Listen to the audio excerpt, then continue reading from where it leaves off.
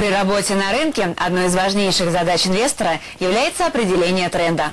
Статистика подтверждает, что работа в направлении тенденции приносит гораздо больше прибыли, нежели игра в боковике или контртрендовые торговые операции. Индекс направления движения ADX – основной показатель силы тренда. Он разработан Уэллсом Уайлдером и описан в книге «Новые концепции технических торговых систем». Индикатор выявляет долговременную тенденцию рынка и показывает ее силу. ADX представляет собой кривую, построенную в отдельной координатной плоскости. Индикатор показывает, насколько и в какую сторону сегодняшний диапазон цен смещен относительно диапазона цен вчерашнего дня. При этом система определения направления находит подходящую тенденцию лишь к середине ее развития. Начальной стадии развития тренда она не видит. ADX помогает понять, есть ли тренд и достаточно ли быстро он движется, чтобы за ним стоило следовать. Если индикатор идет наверх, значит на рынке сейчас есть тренд. Если ADX падает, сделать какие-либо выводы сложно. Основной особенностью ADX является то, что определить направление тренда по нему нельзя. Согласно индикатору, он либо есть, либо нет. Для того, чтобы понять, в какую сторону открывать позицию, нужно смотреть на две другие линии направлений. Они отвечают за рост и падение и называются плюс DI и минус DI. Если линия роста выше линии падения, значит рынок идет вверх. Если наоборот, значит тенденция понижательная. Существуют даже торговые системы на базе этих индикаторов.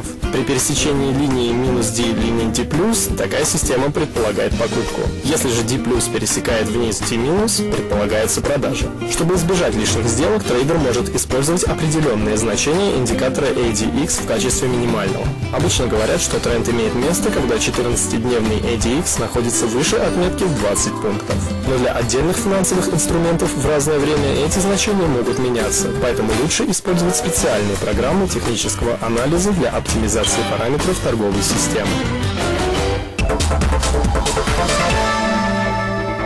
Наш эксперт Александр Фролов, лектор учебного центра БКС.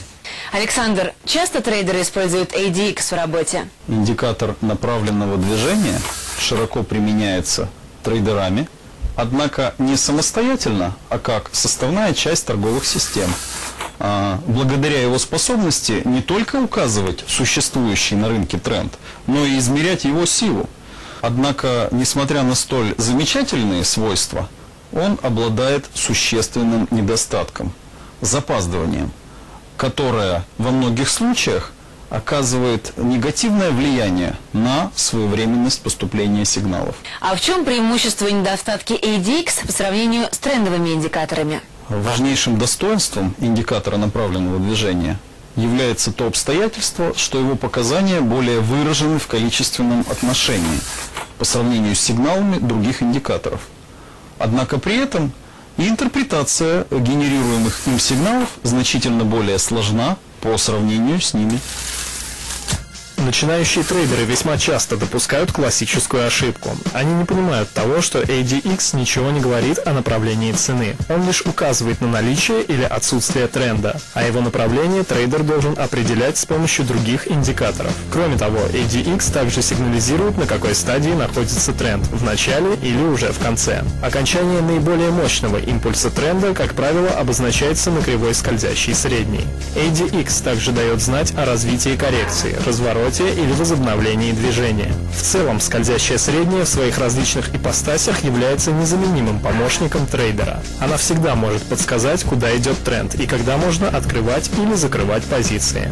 При этом, как показывает практика, более сложные разновидности этого инструмента намного эффективнее, чем классические. Но не стоит забывать, что даже самые точные скользящие средние все равно требуют проверки. Так, существуют методы работы сразу с несколькими кривыми. И тем не менее, полагаться исключительно на эти линии все-таки не стоит.